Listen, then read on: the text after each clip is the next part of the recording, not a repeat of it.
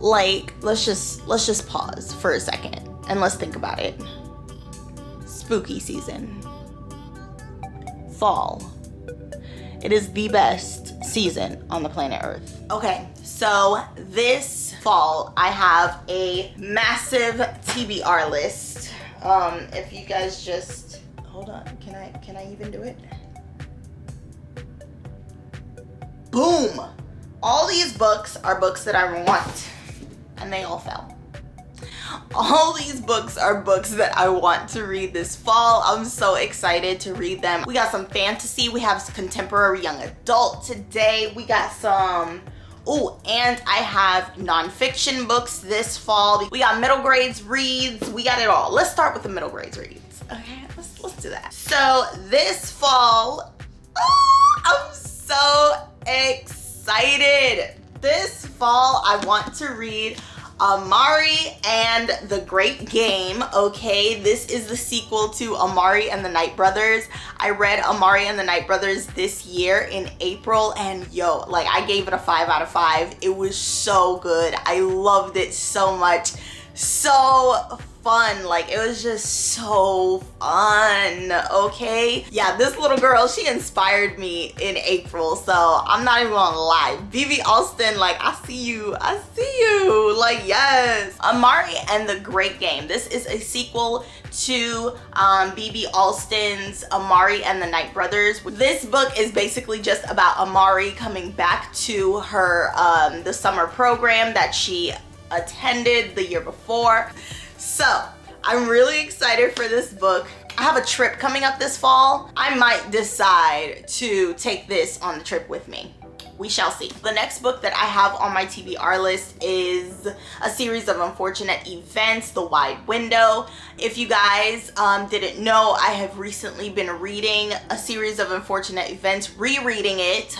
So I've read number 1 and number 2, which I will talk about during my wrap up. I already read number 1 and number 2 so far, so we're going to read number 3 this fall. I'm so excited, y'all. Like, this is my childhood, okay? Like, this is my childhood, so I'm just super excited. I'm so excited to get into this and so excited to continue the series. In the contemporary young adult genre, we have, boom, Everything by Nicola Yoon.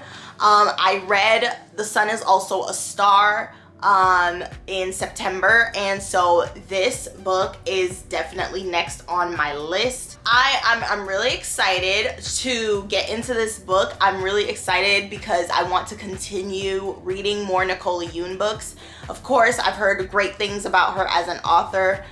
The Sun Is Also a Star definitely showed me, you know what, y'all right, she's great, she's awesome, she's cool, she's dope.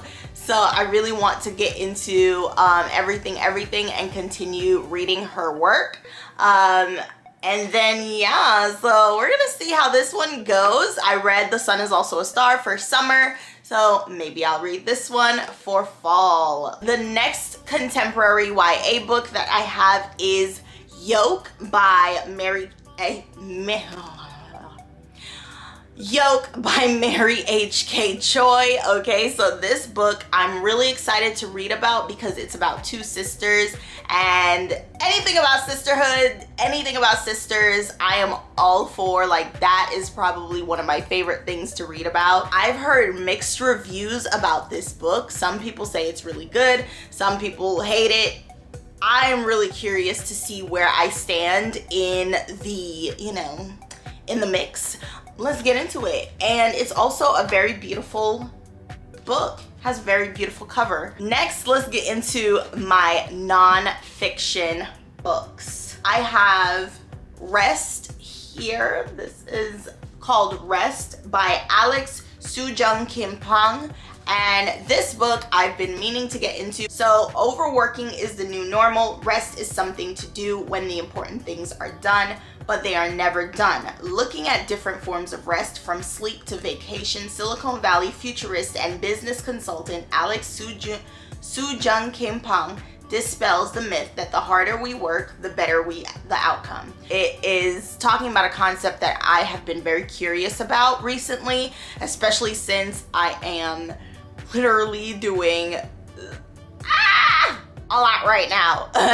So I'm trying to, see how this fits into my life and see if I can fit in rest into my life. Okay, then we have Jambalaya. This book, this is my heart. I have already read this book. If you can see, like, I have some annotations up here. This book is one of my favorite spiritual books. So this is a book called Jambalaya by Louisa Teish, and she is basically just a spiritual leader, a spiritual, natural, wise woman who wrote down her thoughts on spirituality, her thoughts on Black spirituality specifically. The next genre of books are, of course, my favorite genre, okay, YA fantasies, okay, because I have a thing. So let's start with the book that I've been reading on audiobook recently, The Raven Boys. So I watch Naya from Naya Reads and Smiles. I would really love to say her name correctly, the Hawaiian pronunciation. However, my Hawaiian pronunciation, I've listened to it and I'm like, girl, you're not saying her name correctly. My real name is not Dai, and I cannot stand it when people mispronounce my name. So I understand, like, I don't want to mispronounce her Hawaiian pronunciation, so that's why I'm gonna stick with Naya, okay? I hope if she ever watches this, I hope she understands, okay? But one day, hopefully, maybe she could teach me how to say it correctly, because I need to learn. This is one of Naya's favorite genre or favorite series, and so I decided to actually look up the audiobook on Scribd. I looked up the audiobook on Scribd, started listening to it, and it sounded super spooky, y'all. The main character is Blue Sargent. There's a prophecy that everyone has told her saying that she is going to kill her first love. And she's like, no, like, I'm not gonna kill my first love. I don't even believe in love. But she actually sees a vision of the boy, and when she sees a vision of the boy, she sees him dying. So that's all I'm gonna say, okay? That's all I'm gonna say. I was reading it on audiobook, but then I decided that I was going to pick up the physical copy because, like, I wanted to follow along with it even more. So I'm really excited for this book. This is Malice by Heather Walter, and it's literally like the anti-hero trope going on. We have Alice. Alice is falling for, she's falling for Princess Aurora, but Princess Aurora is going to die. Okay, Princess Aurora is going to die, and Alice is hoping that she can save Princess Aurora. However, Alice is the Dark Grace, and Alice, as the Dark Grace, actually holds the power that gave Aurora the curse that she has. So I'm really excited to see how this pans out. The next book on my TBR for spooky season is The Invisible Life of Addie LaRue. So many people commented saying that they love Addie LaRue. They love this book. I know that this is one of V.E. Schwab's most liked books. I mean, honestly, I don't even know, because so many people like a lot of V.E. Schwab books, and TBH, I haven't read any V.E. Schwab books. So this will be my first one. I chose this one, and I'm gonna be real, I'm gonna be shallow. I chose this one because of the black and gold. So I was like, you know what, this is gonna be my first V.E. Schwab book because it's just beautiful.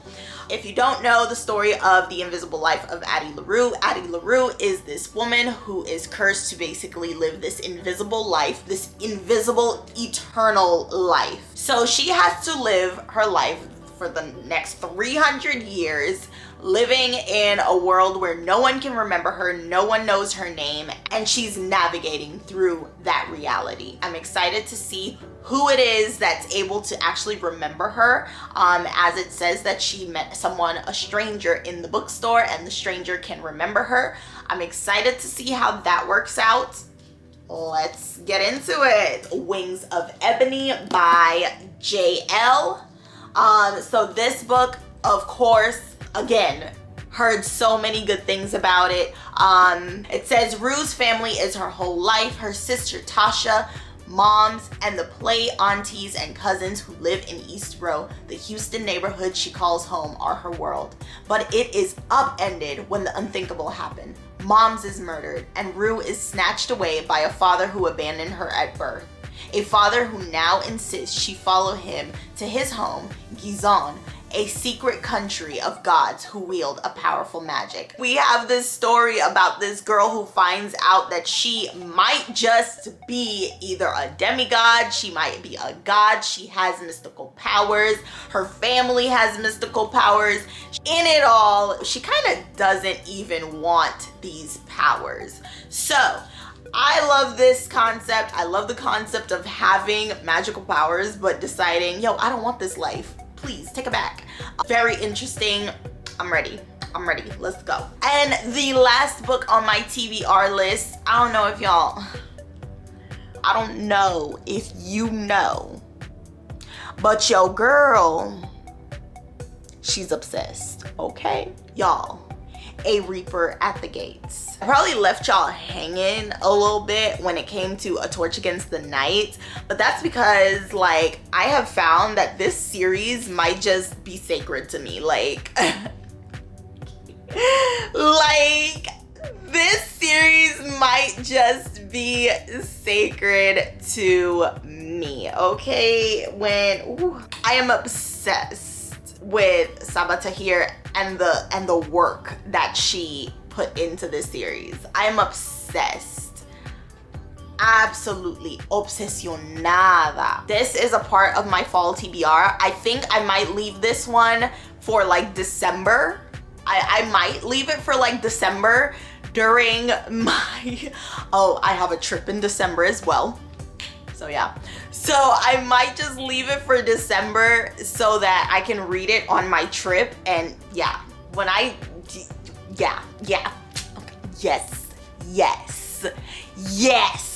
I'm gonna take a break from reading A Torch Against the Night. But guys, my heart has exploded, like, from the amazingness that is An Ember in the Ashes series. Like, I want to cry talking about this book. I want to cry talking about this series. All right, y'all. Those were the books that I plan on reading this fall. I literally have 1, 2, 3, 4, 5, 6, 7, 8, 9, 10, 11 books that I want to read this fall. I did not include any manga books because honestly, manga is one of those things where I can just read it, when I want to. But these other books, I definitely want to read this fall. So we have 3 months. We have October, November, and December. Oh my gosh, y'all, we got 3 months till the end of the year. Like, what is going on? Who did this? Why does time move so fast? This is my favorite season ever. This is my favorite time of the year. I don't care what anybody says. It's life, period. I hope you guys enjoyed this video. Let me know what's on your fall TBR down below in the comments. And y'all, I will see you in the next one. Bye.